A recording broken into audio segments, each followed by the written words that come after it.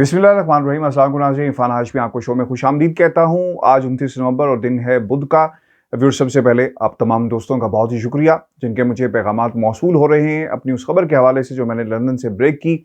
और अभी ये सिलसिला इसका आगाज़ हुआ है, ख़त्म नहीं हुआ। ये सिर्फ ट्रेलर था जो हमने जारी किया और इसने अभी आपके सामने कितने सारे सवालात को मज़ीद जो है वो खड़ा कर दिया है कि ये एफिडेविट कहाँ पे साइन हुआ और बेनिफिशरी कौन है और इसका पाकिस्तान के पॉलिटिकल कैनवस के ऊपर क्या असर होगा। ये बहुत ही ज़रूरी है क्योंकि मुझसे बार बार सवाल किया जा रहा है कि आप समझते हैं कि जो जगह है वो पूरे उसकी वैल्यू को ख़त्म कर देता है या उसकी जो अहमियत है, कानूनी अहमियत है, वो कम हो जाएगी अगर इसको हाई कमीशन में करवाया जाए, इसे हसन नवाज के दफ्तर में करवाया जाए या किसी और जगह करवाया जाए या नोटरी अपने दफ्तर में करवाएं, तो इसकी वैल्यू कम हो जाती है या नहीं। देखें, जब आप सच बोल रहे होते हैं ना, तो सच को तस्लीम किया जाए। अगर आप ये समझते हैं कि इसकी वैल्यू ख़त्म नहीं होगी तो आप तस्लीम कर लें और आप बता दें कि ये कहाँ पे हुआ है। मैं पहले दिन से ये कह रहा हूँ। अब कुछ नई डेवलपमेंट्स हुई हैं, वो मैं प्रोग्राम में आगे चलकर आपके सामने रखूँगा और मज़ीद हक़ाइक़ भी आपके सामने हम लेकर आएंगे इस वीडियो के हवाले से। लेकिन व्यूअर्स, आपको बताते चलें, आज 3 खबरें हैं जिस पर मैं तफसील से बात करूँगा। व्यूअर्स, आज की पहली खबर, हुकूमत ने बिलाखिर फैसला कर लिया है कि वो हाई कोर्ट का दरवाज़ा खटखटाएगी, वही अदालत जिसने शहबाज शरीफ की ज़मानत के ऊपर नवाज शरीफ को बाहर जाने दिया। हम हमेशा से कहते रहे कि इतनी देर क्यों कर दी, मेहरबान आते आते आपको बहुत पहले चले जाना चाहिए था। और अब जब क्वेश्चन उठाया जा रहा है और अब मामलात कंट्रोल शायद नहीं हो रहे, इसलिए शायद ये सब कुछ किया जा रहा है। ये बात बहुत पहले शुरू हो सकती थी। 4 हफ्ते गुजरे, 5 हफ्ते गुजर जाते, 1 महीना गुजर गया, 2 महीने गुजर गए, 7 महीने गुजर गए और वो दिन भी आया जब नवाज शरीफ साहब ने बरतानिया में बैठकर पाकिस्तान के इदारों के हवाले से बात की, अपना पॉलिटिकल जो ऑप्शंस थे उनको इस्तेमाल करना शुरू कर दिया। वो कार्ड जो अपने सीने से लगाए सब बैठे हुए हैं, अब वो इस राइट टाइम का इंतजार कर रहे हैं कि उन्होंने कौन से कार्ड्स प्ले करने हैं। बाज़ लोगों को शायद ये बात पसंद नहीं आएगी, लेकिन यही कुछ हो रहा है। Nawaz Sharif is checking his options. बरतानिया में रहना है, बाहर जाना है, वापस जाएंगे, किन हालात में जाएंगे, किन लोगों से बात करनी है, तमाम ऑप्शंस को इस वक्त देखा जा रहा है, परखा जा रहा है।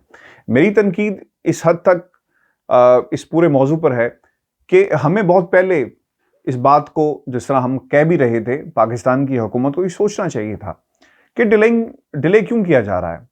आज आप 2 साल के बाद अदालत के दरवाजे पर ये बात कर रहे हैं और आज भी ये खबर ज़राए से पहुंची है, पाकिस्तान की मीडिया ने इसे उठाया। और मेरी इस्लामाबाद में कुछ दोस्तों से जब बात हो रही थी किसी और मौजू पे, तो उन्होंने बताया कि जनाब एक और ख़बर आ गई है। ये खबर हमने ब्रेक की, यानी सदीक जान से मेरी बात हुई तो उन्होंने बताया कि खबर हमने अपने टीवी पे ब्रेक की, उसके बाद पाकिस्तान के बाकी टीवी चैनल्स ने भी उसे उठाया ज़राए के हवाले से। अगर यही स्ट्रैटेजी आपने 2 साल बाद अपनानी थी तो आप ये पहले अपना लेते। हुआ क्या है इस पूरे अरसे में?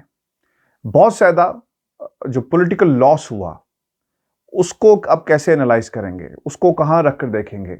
अगर नवाज शरीफ साहब पाकिस्तान से जब वो बाहर गए थे उसी वक्त अदालत से रुजू कर लिया जाता, कानूनी ऑप्शंस को इस्तेमाल कर लिया जाता, तो शायद अब हालात मुख्तलिफ होते। डील की बातें हो रही हैं, ढील की बातें हो रही हैं, लोग यहाँ पर आकर मिल रहे हैं और फिर वो ये कहते हैं कि शायद यहाँ से किसी तहरीक का आगाज़ होगा। बहुत सारी बातें की जा रही हैं। वो क्यों की जा रही हैं? आपने 2 साल का वक्त दे दिया। अगर ये 2 साल का वक्त ना दिया जाता तो शायद हालात इस वक्त यकसर मुख्तलिफ होते। पाकिस्तान मुस्लिम लीग नून, लंदन सेक्रेटेरिएट का कोई वजूद ना होता, लोग यहाँ पर इस हद तक मोबिलाइज ना होते, बयानात यहाँ से जारी नहीं किए जाते। पाकिस्तान के जो 85% जो न्यूज़ आपके सामने किसी भी टेलीविज़न चैनल पर आपको जो नज़र आती है वो नवाज शरीफ फैमिली की या नवाज शरीफ के ख़ानदान के बाकी लोगों की या सियासत की नज़र आती है, वो सिर्फ और सिर्फ नवाज शरीफ के इर्द गिर्द घूम रही है। तो ये सब कुछ ना होता। एक वक्त था जब पाकिस्तान के इदारों पर तनकीद की गई और नवाज शरीफ की तकरीरों को बंद कर दिया गया, बल्कि इजाज़त ही नहीं थी कि कोई तकरीर कर सके। उससे पहले मरीम नवाज़ की तकरीरों पे भी पाबंदी थी। लेकिन आपने शायद अब नोट किया हो, नवाज शरीफ साहब का नाम भी चलता है, नवाज शरीफ साहब की तकरीरें अगर नहीं चल रही तो उनकी खबरें ज़रूर चल रही हैं। तो कहीं ना कहीं तब्दीली ज़रूर आई है। अगर इदारों का प्रेशर था तो अब वो प्रेशर कहाँ गया? मैं एज अ न्यूट्रल पर्सन या कोई भी शख्स ज़रा बाहर से खड़े होकर देखे कि क्या हो रहा है तो आपको अंदाज़ा होगा। चूंकि आपको याद होगा कुछ अरसे तक नवाज शरीफ साहब की तकरीरें तो पाबंदी थी, लेकिन खबरों पर भी पाबंदी थी। लेकिन अब उनके नाम के साथ खबरें लगती हैं, उनकी तस्वीरें लगती हैं। तो क्या हुआ और क्यों हुआ, ये बहुत ही इंपॉर्टेंट है। आपने बहुत ज़्यादा वक्त दे दिया और अब जो वक्त है, हुकूमत के सामने जो चैलेंजेस हैं, एक तो नवाज शरीफ साहब को किस तरह रोकना है, काउंटर करना है, क्या स्ट्रैटेजी अपनाई जाए, और प्लस दूसरी तरफ आपके सामने महंगाई का मामला है। बट 1.5 साल आपके पास है, आपने जो आपका मुकाबला आपकी अपनी जमात के साथ है, पीटीआई का मुकाबला पीटीआई के साथ है, क्योंकि डिफरेंसेस बहुत सारे हैं। तो इन सब को कैसे कैटर किया जाएगा, इसका मुकाबला कैसे किया जाएगा, तो ये चैलेंजेस हैं। ये एक नहीं बल्कि काफ़ी सारे चैलेंजेस हैं। मेरी आज किसी दोस्त से बात हो रही थी, बहुत ही बड़े सहाफ़ी हैं पाकिस्तान के, और वो ये कह रहे थे कि ऑप्शंस बहुत सारे आपने दे दिए, ऑप्शंस उनके पास मौजूद हैं। और मैं उन्हें ये कह रहा था कि आप उनके पास ऑप्शंस मौजूद नहीं हैं, बल्कि उन्हें ऑप्शंस अब ये जो 2 साल का अरसा था बाहर रहने का, उन्होंने अपने ऑप्शंस को देखना शुरू कर दिया और अब ये ऑप्शंस मैच्योर होते जा रहे हैं। जिसमें से पहला ऑप्शन ये है कि अगर आज नवाज शरीफ साहब ऐलान कर दें कि शहबाज शरीफ साहब जो हैं वो उनकी पार्टी को लीड करेंगे और वो नॉमिनेट कर दें कि वो हमारे वज़ीर-ए-आज़म हैं, तो फिर शायद हालात डिफरेंट हो जाएं। ये ऐसी बातें कही जा रही हैं जिसको मैं नहीं मानता, क्योंकि वो जमात जिसने पाकिस्तान को पीछे लेकर गई है, बयानी की सतह पर पीछे लेकर गई है, सियासत की सतह पर पीछे लेकर गई है, जो एडवांसमेंट होनी चाहिए थी सियासत के अंदर, जिसका फ़ायदा आम आदमी को होता, वो नहीं हो रहा, वो रुक गया है। और पाकिस्तान मुस्लिम, इन तमाम बातों के बावजूद आज भी पाकिस्तान मुस्लिम लीग नून का वोट बैंक मुतासर नहीं हुआ। इस पे भी हमें हैरत है। तो ये कहीं ना कहीं ऑप्शंस जो नवाज शरीफ कार्ड्स अपने सीने के साथ लगाकर बैठे हैं, जिनकी बात की जाती है, ये बातें अब हो रही हैं। मेरी सिर्फ और सिर्फ एक दरख्वास्त है, और ये दिस इज़ वेरी इंपॉर्टेंट, कि 2 साल ज़ाया हो गए। अब जो बाकी अरसा है, देर आए दुरुस्त आए, ये सिर्फ और सिर्फ ज़राए से जो खबर चल रही है इसे इंडोर्स किया जाए और बाकायदा केस फाइल किया जाए।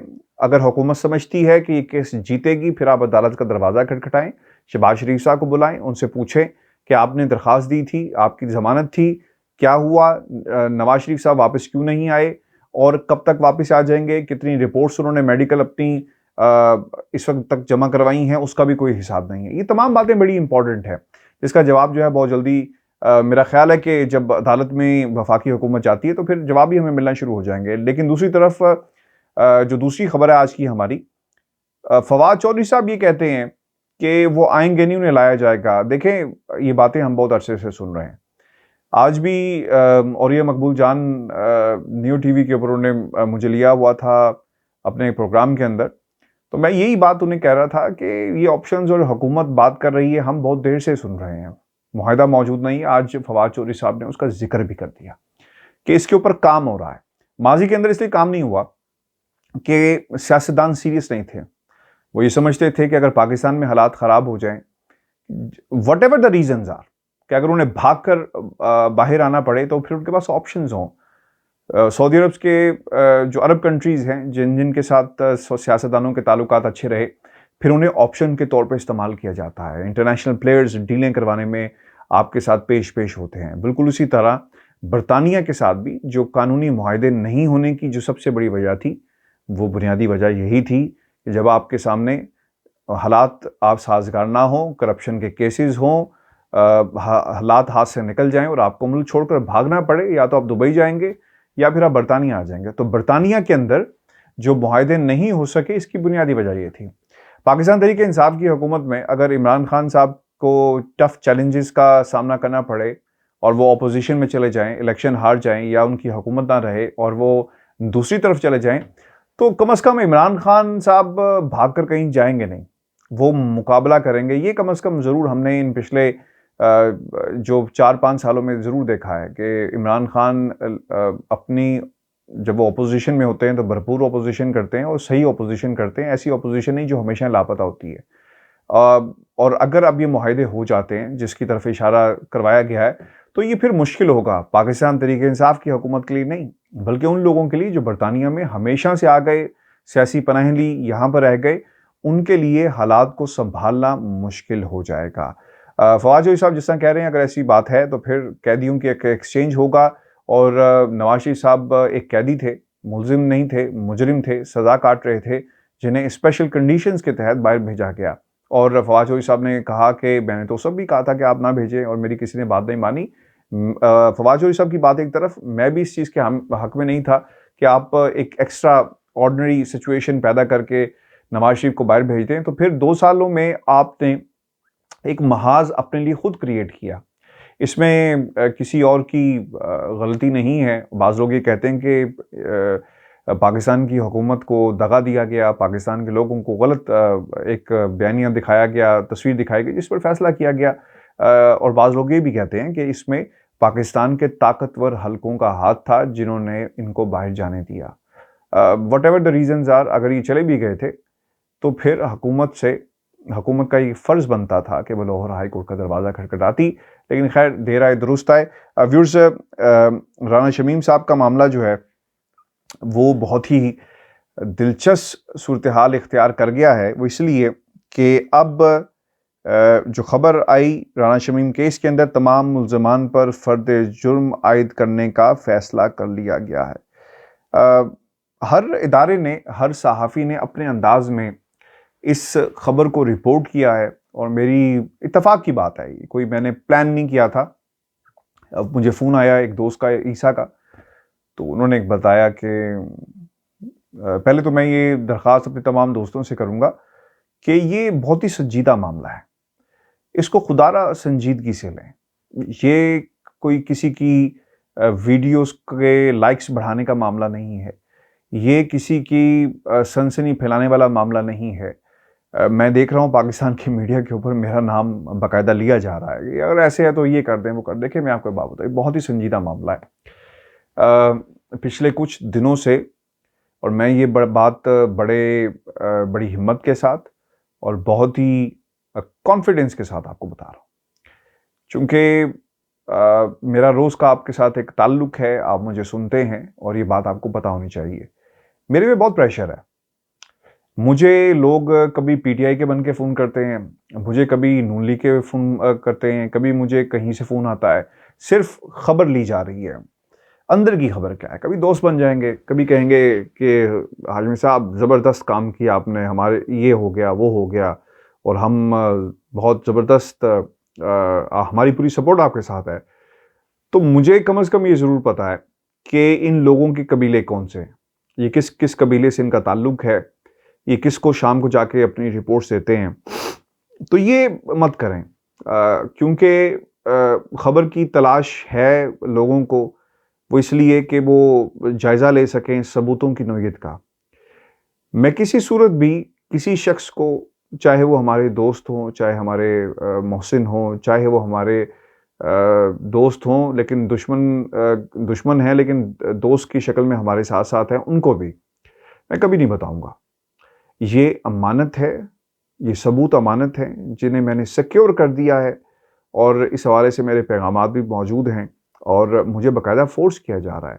मुझ पर बहुत ज़्यादा प्रेशर है, लोग मुझसे तरह तरह की सवालात कर रहे हैं, मुझ पे मेरी करैक्टर असैसिनेशन हो रही है, जिसे मैं कम से कम बुरा इसलिए नहीं मानता कि जिस शख्स का जितना ज़र्फ हो वो ही करता है, और ये उनका फ़ेल है, वो कर सकते हैं। हमें अपने मकसद से नहीं हटना चाहिए और जो फैक्ट्स हैं उस पे बात करनी चाहिए।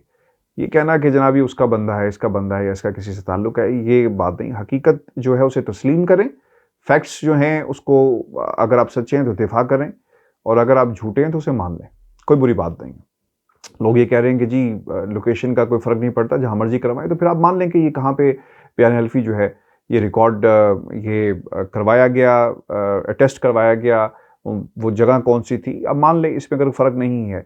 मैं आपसे जो बात करना चाह रहा था व्यूअर्स, और इम्पॉर्टेंट इसलिए भी है कि बाकायदा ट्विटर्स पे जो हमें मैसेज मौसूल हुए और मैंने वो सेव भी कर लिए, मैं उनको बाकायदा अथॉरिटीज़ के हवाले भी करूँगा, जिसमें वो लोगों ने कहा कि हम तुम्हारा पीछा करेंगे, हम तलाश करेंगे तुम लंदन में कहाँ रहते हो।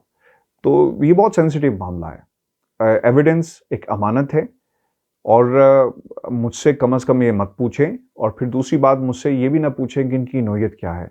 ये पलंदा भी हो सकता है डॉक्यूमेंट्स का, ये वीडियोस भी हो सकती हैं, ये ऑडियोज़ भी हो सकती हैं, इस किस्म की बातें कही जा रही हैं जो मुझसे मंसूब करके मेरा ख़्याल है कि इसे यहाँ पे रुक जाना चाहिए। राना शमीम साहब ने आज ख़बरें जो लगी जिस मीडिया हाउस के हवाले से वहाँ पे ख़बरें लगी और मैं आपके सामने रख भी देता हूँ ताकि कोई इसमें तब्दीली ना हो और जो लिखा गया मैं सिर्फ वही पढ़ूँ। तमाम मुल्ज़मान पर फ़र्द जुर्म आयद करने का फ़ैसला किया गया है और बयान हल्फी से मुतल्लिक़ तौहीन अदालत केस में तमाम मुल्ज़मान पर फ़र्द जुर्म आयद करने के लिए 7 जनवरी की तारीख मुकर्रर कर दी गई है और गलील बल्तिस्तान के साबिक़ जज राना शमीम के बयान हल्फी से मुतल्लिक़ केस की समाअत में तमाम लोग जो हैं वो पेश होते हैं और कहा यह गया कि ये लिफाफे में यानी ये एक सील्ड एनवेलप था जिसमें पेश किया जाना था। क्या हुआ फिर मुकालमा ये हुआ कि ये आपके सामने ओपन हो और आप देख लें कि इसमें क्या है। खैर ये उसके हवाले से जो आज वहाँ पर अदालत की जो कार्रवाई थी, लेकिन सबसे इम्पोर्टेंट बात ये है जो अदालत में कहा गया कि आप दूसरी तरफ से भी एफिडेविट मंगवाएं। अगर आप दूसरी तरफ से एफिडेविट मंगवाएंगे तो अदालत ने कहा कि फिर ये तसव्वुर किया जाएगा कि ये इल्ज़ामात जो हैं वो दुरुस्त हैं और अगर ऐसा है तो फिर ये केस कहीं और चलेगा। यानी ये भी एक टैक्टिक थी अदालत के सामने रखी गई। शायद अदालत उसको मान लेती तो फिर इसका मतलब ये था कि जो इल्ज़ामात लगे एक बड़ा जो अदालत की इंटेग्रिटी थी उस पर सवाल उठ सकते थे, लेकिन ऐसा नहीं हुआ। अब 7 जो जनवरी है गालिबन फ़र्द जुर्म जो है वो आयद की जाएगी। जी बिल्कुल 7 जनवरी तारीख मुकर्रर की गई है, फ़र्द जुर्म आयद की जाएगी। और बाज़ लोग ये कह रहे हैं कि मीडिया हाउस के ऊपर फ़र्द जुर्म आयद नहीं की जा सकती, जो रीज़न देते हैं कि जी अगर ऐसा हुआ सज़ा हुई बल्कि इवन फ़ाइन भी हो गया तो फिर फ्रीडम ऑफ एक्सप्रेशन कहाँ जाएगा। देखें फ्रीडम ऑफ एक्सप्रेशन ऐसे नहीं मिलती।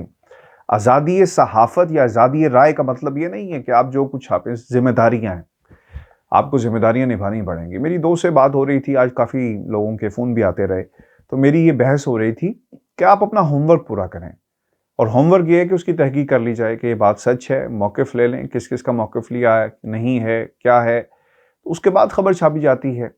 और फिर कोई एक शख्स तहरीर दे दे और सबूत आपके पास ना हो तो फिर इसको कैसे प्रूफ किया जाएगा। मैं आपको इसकी एक मिसाल देता हूँ, बड़ी आसान सी मिसाल है, मुश्किल नहीं होगी, समझ आसानी से आ जाएगी। जब एक रिपोर्टर खबर लेकर जाता है ना अपने एडिटर के पास कि सर ये खबर है मेरी, बड़ी ज़बरदस्त खबर है, तो पहला सवाल उससे ये किया जाता है कि आपके पास सबूत क्या है, क्या बात आप इसको प्रूफ कर सकते हैं। तो वो कहता है कि जी सर ये देखें सबूत भी मेरे पास मौजूद हैं। एडिटर उन सबूतों की रोशनी में उस खबर को छाप देता है। बिल्कुल मेरे साथ भी इसी तरह हुआ। जब खबर बनी मुझसे भी मांगा गया है कि एविडेंसेस क्या हैं, क्या आप इसे डिफेंड कर पाएंगे और एविडेंसेस की नोयत क्या है वगैरह वगैरह। वो एविडेंसेस की जांच पड़ताल की गई, फिर जाकर खबर जो है वो छपती है बरतानिया के अंदर। चूंकि अगर वो ऑर्गेनाइजेशन जिसके साथ मैं मुंसलिक और फिर जहां पर इसको छापा गया अगर वो पाकिस्तान में छपता है तो फिर मुझसे कम से कम यहाँ पे भी सवाल यहाँ पर जो स्टेक होल्डर्स हैं कर सकते हैं। बिल्कुल उसी तरह एक शख्स कोई भी तहरीर लिखता है और जाकर अखबार को वो लीक हुई, दी गई, whatever the reasons are, पहला सवाल ये ज़रूर बनता था कि इसका सबूत क्या है। किसी ने तहरीर करके एक चीज़ दे दी और वो किसी हाई सोर्स से भी आई, फिर भी ये जिम्मेदारी थी कि पूछा जाता कि इसके सबूत क्या हैं, इसको प्रूफ कैसे किया जाएगा, क्योंकि कल को अगर हमसे पूछा गया कि आपने खबर छापी तो इसके सबूत क्या हैं, तो मैं ये बात कम अज़ कम मानने को तैयार नहीं हूँ। चाहे वो इंसार अब्बासी साहब हों, चाहे वो पाकिस्तान के मीडिया के कोई भी सहाफ़ी हों, मैं ये बात मानने को तैयार नहीं हूँ, क्योंकि ये सवाल बिल्कुल जायज़ है कि आपके पास सबूत क्या हैं। क्योंकि अब अदालत में मामला ये रुक गया आकर, जब ये केस चलेगा फिर ये पूछा जाएगा आपके पास सबूत क्या हैं। राना शमीम साहब आपने एक इल्ज़ाम लगाया अदालत के मोअज़्ज़िज़ जजेस पे, फिर आप सबूत क्या पेश कर सकते हैं अगर केस आगे चलता है। फ़र्द जुर्म लगेगी, इससे इनकार किया जाएगा, फिर प्रोसिक्यूशन शुरू हो जाएगी, फिर ये सारे काम होंगे, लेकिन सवाल वहीं आ जाएगा कि सबूत क्या है, तो फिर आपको सबूत देने पड़ेंगे। अगर ये काम माशरे के अंदर हर इदारा ये जो सहाफ़त है या मीडिया हाउसेस जो होते हैं, बड़ी जिम्मेदारी का काम है। अगर आपने गैर जिम्मेदारी बरती तो फिर हाल ये होगा, क्याओस फैलता है और क्याओस इस वक्त फैला हुआ है। अदारे पे इल्ज़ाम लगाया, सबूत मौजूद नहीं थे, प्रूफ करके दिखाओ कि ये बात तुमने कही है। अब सबूत कहाँ से आएंगे? आज भी तो सबूतों की बात की जा रही है, क्योंकि कहा गया गालिबन, आई माइट बी रॉन्ग, लेकिन ऐसी बात कहीं ना कहीं मैंने पढ़ी है और जिसमें कहा गया कि आपने छापा, उन्होंने कहा जी हमारे पास तो थी, हमने छाप दी, सबूत जो है वो इनसे पूछें, ये प्रूफ करेंगे। ऐसा नहीं होता। ऐसा नहीं होता। आपकी वो स्पेस इस्तेमाल हुई, आपका वो प्लेटफॉर्म यूज़ हुआ जिस पर ये खबर छपती है। तो खुदारा ऐसी खबरों को फ़िल्टर करना बड़ा ज़रूरी है। अगर फ़िल्टर नहीं करेंगे तो फिर हम क्या कहेंगे, फेक न्यूज़ है। आज नून लीग अगर कोई बात करती है, वो इसलिए करती है कि उनका एक पॉलिटिकल स्टांस है इस खबर के ऊपर। वो जुड़े हुए हैं इस खबर के साथ। उन्हें वो अहमद कह रहे थे कि जी बेनिफिशियरी हैं, वो पॉलिटिकल फ़ायदा भी हासिल कर सकते हैं। मरियम ने कहा कि तीसरी गवाही आ गई, मैंने नहीं कहा। तो क्यों कहा कि पॉलिटिकल उनकी तरफ से ये बात आए तो बात समझ में आती है कि वो क्यों बात कर रहे हैं। लेकिन आप एक इदारा है और आप एक एडिटर हैं, आपको कम से कम तहकीक करनी चाहिए और इसमें कोई बुरी बात नहीं है। अगर सबूत मांग लिए जाते कि आप इसको प्रूफ कैसे करेंगे, तो मैं समझता हूँ, मैं इस खबर के साथ खड़ा होता। इसलिए नहीं कि ये खबर किसी के खिलाफ थी या किसी के हक में थी, इसलिए खड़ा होता कि इसके पीछे सबूत मौजूद थे। और अगर ये बहुत ही अच्छी बात होती कि वहाँ पर जिन लोगों से सवाल किया गया कि आपने छापी खबर, छापी, सबूत क्या हैं? और सबूत अगर मौजूद होते, वो अदालत को कह देते कि जनाब इसके सबूत भी मौजूद हैं कि ये सब कुछ हुआ, तो बहुत ज़बरदस्त हो जाता। ऐसा कुछ नहीं हुआ। तो मेरा ख्याल है कि केओस जिसकी मैंने माशरे में बात की, वो इसी तरह फैलता है। अगर इदारे अपनी ज़िम्मेदारी का एहसास नहीं करेंगे, फिर यही कुछ होगा जो इस वक्त पाकिस्तान की मीडिया के ऊपर एक सर्कस बनी हुई है।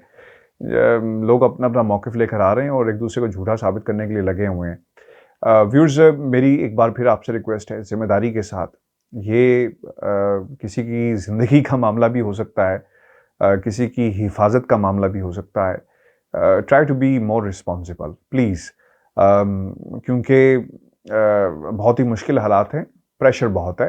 और मैंने तो आपको बरमला कह भी दिया कि हमारे ट्विटर के ऊपर और हमारे जो डायरेक्ट मैसेजेस, डीएम जिन्हें आप बोलते हैं, खैर मैं ट्विटर पे इतना एक्टिव नहीं हूँ, लेकिन इसके बावजूद जो मौसूल हो रहे हैं दे आर वेरी शॉकिंग और लोग बात भी कर रहे हैं। अच्छा, एक और बात इजाज़त है मैं कर दूँ, और मैं इस पे अल्लाह से वीलॉग भी इंशाल्लाह करूँगा, मौके पर जाकर करूँगा। किसी ने को ट्वीट की है, वो ट्वीट ये है कि चार्ल्स गुदरी साहब जो थे, चार्ल्स गदरी साहब मार्बल आर्च गए और वो शायद उन्होंने कमरा नंबर, मेरिट होटल का कोई कमरा नंबर भी मेंशन किया गया है जहाँ पर ये सब कुछ हुआ।